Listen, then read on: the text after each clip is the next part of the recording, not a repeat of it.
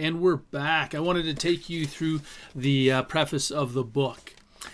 So this book is for all of us who need uncomplicated guidance regarding the paths to financial independence, and I'm excited to share this information with you. It is the same advice I would offer to friends and family, right? And you're my friends, and so this is the advice that I would give you. I'm certain you'll find nuggets of valuable takeaways applicable to wherever you are along your financial independence journey. I attempted to write this book as simple and straightforward as possible. However, if I get a little too excited, and sometimes I do, and go a little too deep into some areas, I apologize, but it's for your own good. Feel free to skim over any areas you need to until you finish. If it doesn't all sink in immediately, you can always return to it later. Remember, clarity comes with familiarity. The more you read the book, the deeper your understanding will become.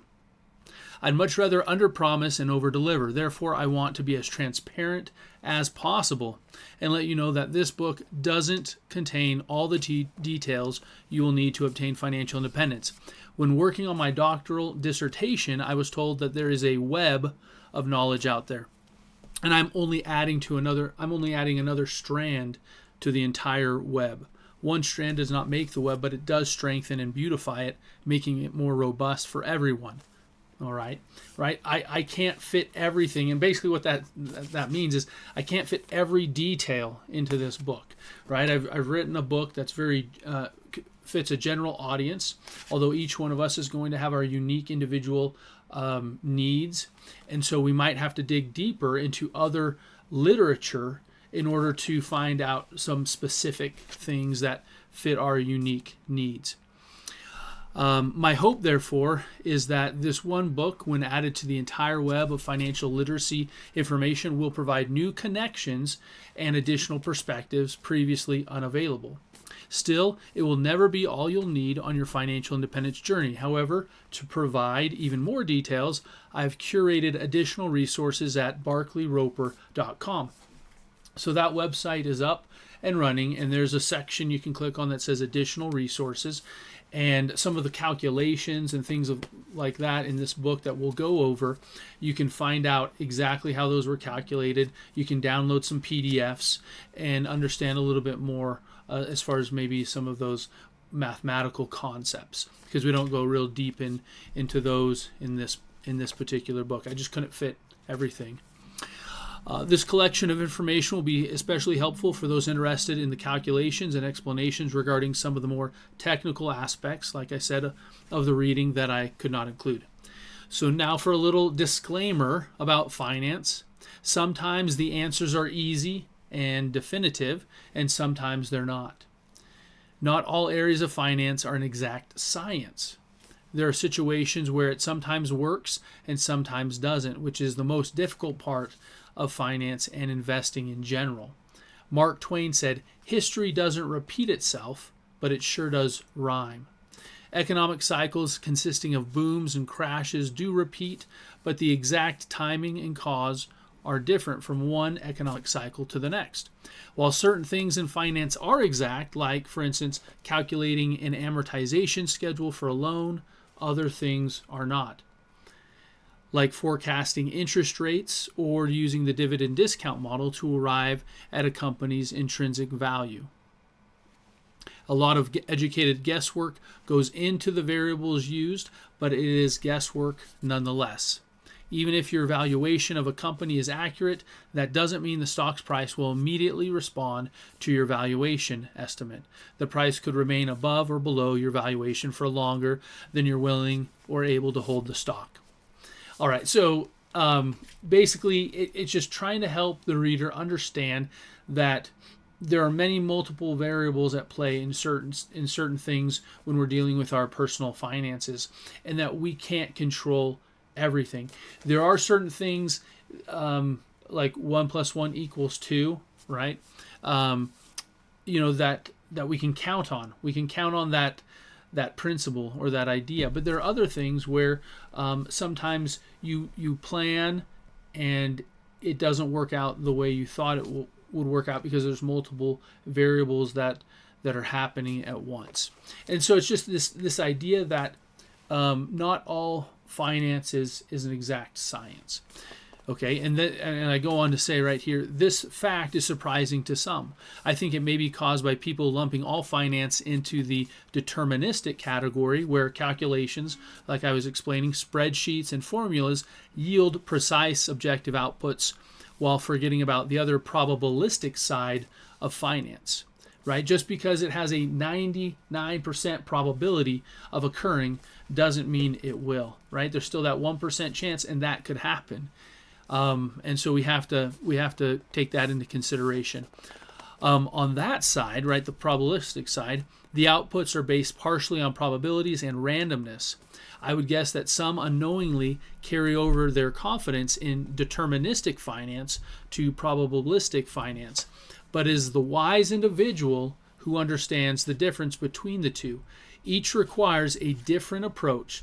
The deterministic fellow who applies the same frame of reference to the probabilistic finance, where formulas always provide accurate outputs, will eventually be disappointed because things aren't always going to work out the way you think they are. Okay, it may leave him scratching his head or pulling out his hair when things don't go as planned. So keep that in mind as you're going through your financial planning. And the way you protect yourself is to add in a what do we want to call it? Buffers. We want to add in buffers into our financial plan so that when things don't work out the way we think, there's still enough buffer, whether that's money or something else, that we can still get through it and it'll still work out for us. And so we're going to talk more about that as we're planning for our financial independence and so forth. So while keeping all of this in mind, I also believe that achieving lasting financial independence takes more than just understanding facts and figures about personal finance. And this is really important. You do need to know some formulas, right? You do need to crunch some numbers. You need to spend some time adding up your how much you make, and you're adding up your expenses and comparing those and analyzing things. That is important. But in my opinion, as it says right here, it's not quite enough. Right? Yes, personal financial knowledge and tactics are necessary, but they aren't enough to inspire consistent effort and implementation. And that is one of the keys to having success in your on your financial journey, is in being inspired enough to stay consistent and to implement these things on a regular basis. There has to be something greater, a driving force behind it. There must be a meaningful purpose. Therefore, I dedicate many sections of the book to help you cultivate the right mindset. As I say later in the book, I believe you must first become financially independent in your mind before you become financially independent in your bank account. Though thoughts always precede actions, and that is where we will begin and end this book, because the right mindset is a critical part of the journey. Lastly, I use various examples and calculations throughout the book. Please don't obsess over the numbers I use, right? They're just illustrations. When I use returns in my calculations and examples, I've chosen to be more conservative than aggressive and use round numbers for simplicity in most instances. You can use a higher return for your projections if you would like, but remember that larger returns leave more room for error. Meaning if you plan on 8% and you get 10%, you'll be better off than you expected. But if you plan on 10% and get 8%, you'll be worse off than expected. Kind of comes back to that buffer idea that I was talking about earlier.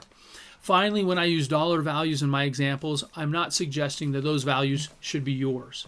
Instead, you'll have your own numbers that fit your unique situation. Also, I focus primarily on wealth accumulation as it is likely the stage you're in if you're reading this book. The distribution phase comes later, giving you ample time to explore additional resources and make well-informed decisions tailored to your needs. Okay, so there's two phases of kind of overall financial planning. There's the accumulation phase and the distribution phase. Those that are younger and just working on their financial planning, right? You're trying to accumulate assets. Once you have those assets and you're retired or older, you're going to start distributing those assets, and there might be certain techniques or things to think about a little bit different than what we're going to be focusing on in this book. So this book is written or geared more towards someone who's in the accumulation phase of their financial journey. Okay. And then more than anything, I hope this book inspires you to move closer to your financial independence. And I just hope you enjoy it. Thanks for being with me today, and we'll see you real soon.